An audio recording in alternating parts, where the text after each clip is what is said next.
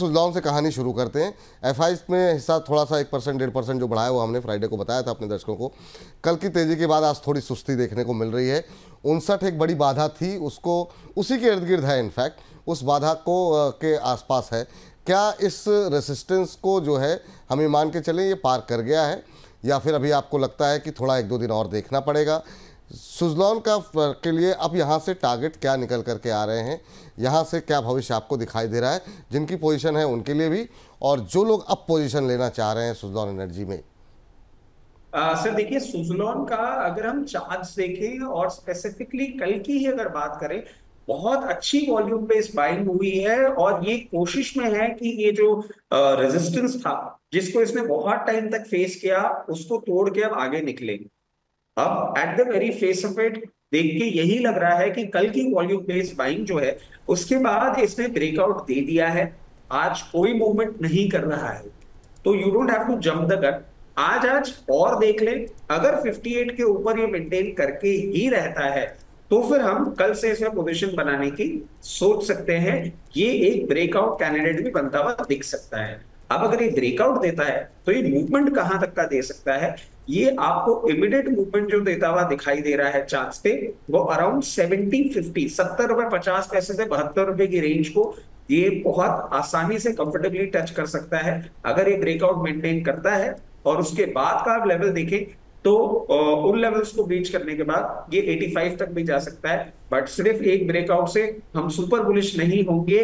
72 levels पे जब ये जाएगा, अगर इस ब्रेकआउट को मेंटेन करता है 72 पे जाएगा, तो आपके चैनल के माध्यम से हम इसको वापस से रिव्यू करके दर्शकों को बताएंगे कि अभी क्या करना है। जी चलिए, तो ये सलाह जो है सुजलॉन को लेकर के निकल करके आती हुई, एक शेयर पे आपने जो डिस्कशन किया था आज के करीब 1.5-2 हफ्ते पहले, और वो था वोडाफोन आइडिया।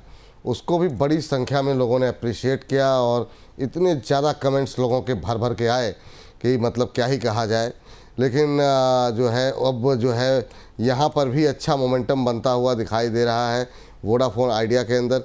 कल हमने देखा यहाँ पर 9-10% की तेज़ी आती हुई दिखाई दी। ज़रा जो आपका एनालिसिस है फिर से ज़रा दोहराइए। लोगों ने इतनी टिप्पणियाँ की कि इतने बेबाक अंदाज में सिर्फ जो है रचित जी ही बोल सकते हैं और अंदर की जानकारी निकाल दी, और मतलब सारे कमेंट्स तो मैं बता भी नहीं सकता सर। बहुत लोगों ने प्यार दिया, बहुत लोगों के कमेंट आए। आपकी टिप्पणी अब 8 रुपये के आसपास, 8.5 के आसपास चल रहा है, ऑलमोस्ट 20 पैसे के आसपास की गिरावट है। क्या अब यहाँ से कहानी कहाँ किस तरफ फोल्ड होती हुई दिखाई दे रही है? अब तो चूँकि चौथी तिमाही के नतीजों का दौर है, हो सकता है रिजल्ट्स भी आएँ, उसका भी असर रहेगा। कैसे आप देख रहे हैं वोडाफोन आइडिया को?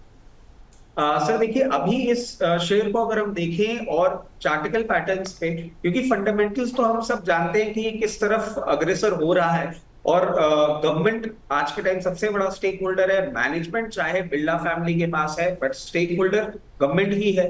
और हमने उस टाइम भी ये बात करी थी कि हम समझ रहे हैं कि एक बहुत अच्छा टेक ओवर कैंडिडेट भी हो सकता है। और वो वीडियो क्या होता है ना सर, कई बार वीडियोस मैं भी शेयर करता हूँ जो आपके चैनल के होते हैं अपने लोगों को शेयर करने के लिए कि ये मेरा व्यू पॉइंट है, आप बताएं। तो उसमें मुझे काउंटर व्यू पॉइंट ही मिला कि आप ये देखें कि इतना ज्यादा बड़ा कर्जा है तो फिर उस कर्जे को कौन लेगा। तो सर उसके पीछे का एक और लॉजिक मैं दे देता हूँ, क्योंकि कुछ दर्शकों का हो सकता है ये सवाल को। कर्जा जो मेजोरिटी है इनका 2027 से पेमेंट होना चालू होगा, अभी उसमें कोई हिंड्रेंस नहीं है।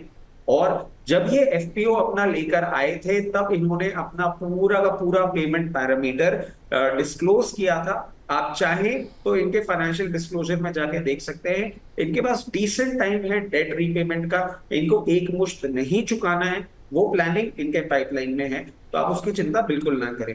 ये तो हो गया एक फंडामेंटल ओवरव्यू। टेक्निकल पे आ जाते हैं सर। अब जिस तरीके से मूवमेंट कर रहा है और प्रीसीडिंग कुछ टाइम से ना इसने एक रेजिस्टेंस दिखाने की कोशिश करी है 8 रुपए 50 पैसे के आसपास। अब हमें करना क्या होगा? अगर आप शॉर्ट टर्म ट्रेडर हैं और उस वीडियो को देख के आपने लिया, चाहे तो 8 रुपए 50 पैसे पे आप प्रॉफिट बुक कर सकते हैं। अगर आप एक निवेशक हैं तो बिल्कुल कुछ नहीं करना है, बिल्कुल अपनी पोजीशन मेंटेन करके रखनी है। फ्रेश पोजीशन की अगर हम बात करें तो फ्रेश पोजीशन के लिए अब आपको थोड़ा सा रुकना पड़ेगा। अगर आपने लोअर लेवल्स पे नहीं लिया है तो यहां पे नहीं, 9 रुपए 10 पैसे तोड़े, मतलब अब मैं आपको 1 रुपए के अपसाइड के बाद, क्योंकि वो तोड़ता है तो फिर एक ये अलग सेटअप अलग जोन में जा सकता है। फिर 13 रुपए तक का भी मूवमेंट कर सकता है। तो अकॉर्डिंगली इन लेवल्स को देखें और अपनी ट्रेड के बारे में सोचें। ठीक, ये सलाह यहाँ पर वोडाफोन आइडिया पे निकल करके आती हुई। तीसरा शेयर जिस पर कि हम लोगों ने बात भी शायद की थी, वो है जीएमआर एयरपोर्ट। यहाँ पर कहानी में काफ़ी सारी परिवर्तन हो रहे हैं और अब ये एक्सपेक्ट किया जा रहा है, ये हाल फिलहाल में जो दिल्ली एयरपोर्ट वाला मसला था या फिर नोएडा एयरपोर्ट शुरू हो रहा है, उन तमाम चीज़ों को देखते हुए क्या ये जो इतना लंबा कंसोलिडेशन रहा जीएमआर एयरपोर्ट पे, क्या वो पूरा हो गया है या अभी और चलेगा? ये कंसोलिडेशन 1 महीने में 12% तो चला है, पर ये भी क्या ऐसा कैंडिडेट है जो 100 रुपये के ऊपर अब जाता हुआ दिखाई दे सकता है, जैसा कि हमने बहुत सारे शेयरों में अभी हाल फिलहाल में देखा? देखिए बिल्कुल सर, एक चीज हम ऐड कर देते हैं इसमें। पिछले जब हमने फ्राइडे को डिस्कस किया था तो हमने दिल्ली एयरपोर्ट के स्टेक की बात करी थी, हमने बात करी थी दिल्ली एयरपोर्ट में इन्होंने अपना फेयर हाइक कर दिया। अब एक और चीज है और जो कि एक इम्पोर्टेंट फैक्टर बनेगा इनका आने वाले रेवेन्यूज को इम्प्रूव करने के लिए, समर वेकेशन।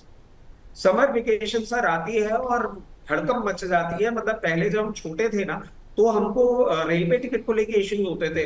आजकल समर वेकेशन के टाइम पे कई बार हमको फ्लाइट टिकट्स को लेके भी इशू होने लग गए। इस तरीके से इंडियंस आर फ्लाइंग बहुत कंफर्टेबली। अब ये अपसाइड आपको बनाता हुआ दिख सकता है। 91 रुपीज पे आपको हल्का सा रेजिस्टेंस फेस हो सकता है, बट उससे बिल्कुल भी ना डरे। ये अब एक अच्छा मोमेंटम का कैंडिडेट बनता जा रहा है। और चार्टिकल पैटर्न्स पे आप ये देखें कि इसमें अराउंड 27-28 मार्च से जो बाइंग चालू हुई है, कई कई जगह छोटी सी सेलिंग है, बट मार्च से बाइंग अच्छी चालू हुई है। उसके बाद आपने मूवमेंट देखा है। मैं समझता हूं ये मूवमेंट कंटिन्यू रहेगा और जो आपको नए लेवल्स देखने को मिल सकते हैं, 108 से 112 का लेवल आपको बहुत इजीली इन नियर फ्यूचर देखने को मिल सकता है। बने रहे, लेवल्स का इंतजार करें। लेवल्स का इंतज़ार करें। एक बैंक हम लोगों ने डिस्कस किया था, हालांकि आज वो बुरी तरह टूटा हुआ है, वो है इंडसइंड बैंक। उस पर भी एक छोटा सा कमेंट आपसे जानना चाहेंगे। आज जो है 3.5% के आसपास की गिरावट जो है वो इंडसइंड बैंक में देखने को मिल रही है।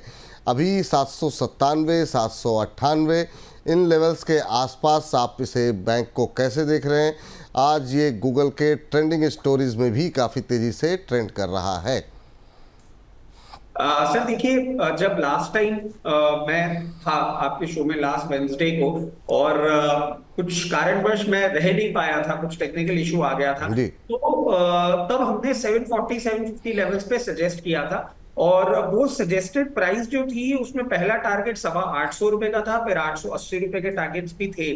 तो आप देखिए वो पहला टारगेट इसने अचीव कर लिया है। अब बेसिकली हुआ क्या है, इसको अगर आप सही ढंग से समझें तो मुझे ये जो पर्टिकुलर करेक्शन है ये एक हेल्दी करेक्शन के तौर पे लग रहा है। कोई एज सच बड़ी प्रॉब्लम नहीं दिख रही है। और जिस तरीके से इसने रन अप किया है, क्योंकि वो न्यूज इतनी इंपॉर्टेंट थी जो हम डिस्कस सिर्फ फ्राइडे के शो में कर पाए थे, वेंसडे के शो में नहीं कर पाए थे, कि इनका जो लॉस है ना वो सर क्वांटमाइज हो गया है और हमको पता है एग्जैक्टली लॉस कितना है।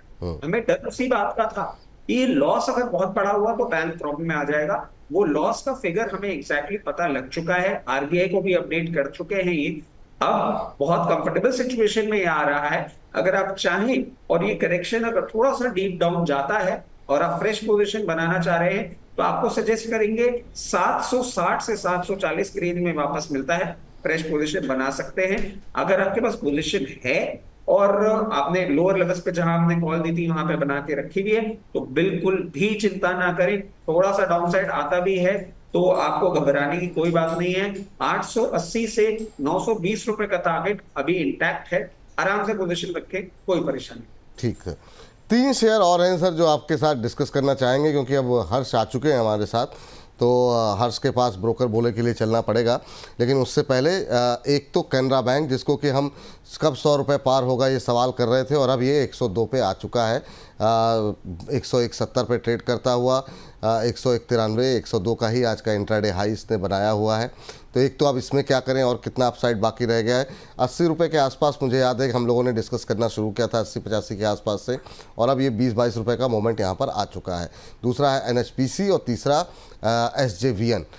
तो पहले कैनरा बैंक के साथ शुरुआत करना चाहेंगे। अभी 102 के आसपास कैनरा बैंक कैसे चल रहा है और ये जो PSU बैंक्स की मिड कैप PSUs की जो रैली चल रही है ये क्या अभी और एक्सटेंड होगी? सर देखिए, मिड कैप पीएसयूज के लिए बहुत टाइम से मैं अपनी वो मुहिम चला रहा हूं, और अब अच्छा ये लग रहा है कि चल भी रहे हैं। तो एज सच अब इसमें देखिए कैनरा बैंक में तो 104 रुपए पे इनको थोड़ा सा रेजिस्टेंस मिल सकता है। अगर ये शॉर्ट टर्म ट्रेडर हैं और चाहें तो वहां प्रॉफिट बुक करें। अगर ये होल्ड कर सकते हैं तो मैं एक चीज ऐड करना चाहूंगा कि 114 रुपए तक का भी मूवमेंट ये नियर फ्यूचर दिखाता हुआ दिख सकता है। होल्ड करें, अपसाइड अभी बाकी है। अपसाइड सर फ्रेश बाइंग के लिए वेट करना चाहिए नीचे आने का, क्योंकि रैली आ चुकी है, या फिर आपको लगता है नहीं कर सकते हैं अभी? देखिए, फ्रेश बाइंग का ना मैं आपको एक स्ट्रैटेजी दूसरी सुझाऊंगा कि 101 रुपए अभी चल रहा है, 102 101 रुपए, यहाँ पे ना नियर अबाउट 40% पोजिशन ले ली। क्योंकि देखिए अभी ये अपसाइड ना मुझे रुकता हुआ दिख नहीं रहा है जिस तरीके से मूवमेंट कर रहा है। But uncertainty is name of the game. तो फिर उस केस में क्या करना होगा, 40% पोजिशन यहाँ पे ले। और अगर मार्केट में डिप आता है, जो कि हमने शो के स्टार्टिंग में भी कही थी कि देयर इज अ पॉसिबिलिटी, इसलिए प्रॉफिट बुक करते हुए चले, और आपको 90 रुपए के आसपास और मिलता है तो वहां पे और खरीद सकते हैं। पूरा पैसा एक साथ डिप्लॉय अभी नहीं करने के लिए बोलेंगे, क्योंकि अनसर्टेनिटी खत्म हुई है नहीं। ठीक सर। अगली अगली कंपनी सर एनएचपीसी, ये भी अब जो रुकावट थी 90 के आसपास की, आज उसके ऊपर ट्रेड कर रहा है। अभी क्या करना चाहिए? अगली रुकावट क्या 94 93 के आसपास है? सर देखिए, एनएचपीसी भी वो एक काउंटर है जिसको देख के बहुत खुशी मिल रही है जिस तरीके से इसने किया है। क्योंकि हर हफ्ते जब हम शो करते थे, एक टाइम ऐसा आ गया था कि मैंने बोल दिया था मुझे इसका चार्ट खोलने की जरूरत नहीं है, ये रेजिस्टेंस है, सपोर्ट है, इसके बीच में ट्रेड करता रहेगा। उसने वो रेजिस्टेंस काबिलियत तोड़ा है और अच्छे से मूवमेंट कर रहा है। एक छोटा सा आपको जरूर 94 लेवल पे रेजिस्टेंस फेस हो सकता है। अगर उसको ब्रीच करता है तो फिर आपको 106 रुपए तक का भी मूवमेंट दिखा सकता है। आपकी अवधि मतलब ड्यूरेशन ऑफ इन्वेस्टमेंट क्या है उसको देख के आप दोनों लेवल्स पे ट्रेड कर सकते हैं। एसजेवीएन सर लास्ट काउंटर आज की चर्चा का, चलते हैं, और ये इसने 100 का लेवल क्रॉस कर दिया है, 4.5% ऊपर, काफ़ी शानदार मूव। 100 रुपये 90 पैसे का इसका इंट्राडे हाई है, अभी 100 रुपये के आसपास ट्रेड करता हुआ। आपकी टिप्पणी सर इस पर? सर देखिए, एसजेवीएन जैसा कि हम डिस्कस कर ही रहे थे, एक बार जरूर आपको नियर अबाउट 104 पे एक छोटा सा रेजिस्टेंस दिखा सकता है, और उसको अगर ब्रीच करता है तो 120 125 का लेवल आपको कंफर्टेबली दिखा सकता है। ये टेक्निकल रैली अभी अपसाइड की ओर चलती हुई दिख रही है। ठीक। सर इस सेगमेंट को वाइंड अप करने से पहले हमारे एक दो दर्शक की टिप्पणी आई है सर। एसजेवीएन का लेवल, अब माफ़ कीजिएगा, सुजलॉन का लेवल नहीं सुन पाए, एक बार रिपीट कर दीजिए टारगेट, क्योंकि काफ़ी लोगों की पोजीशन होगी, तो एक बार रिपीट कर दें सर जरा आप।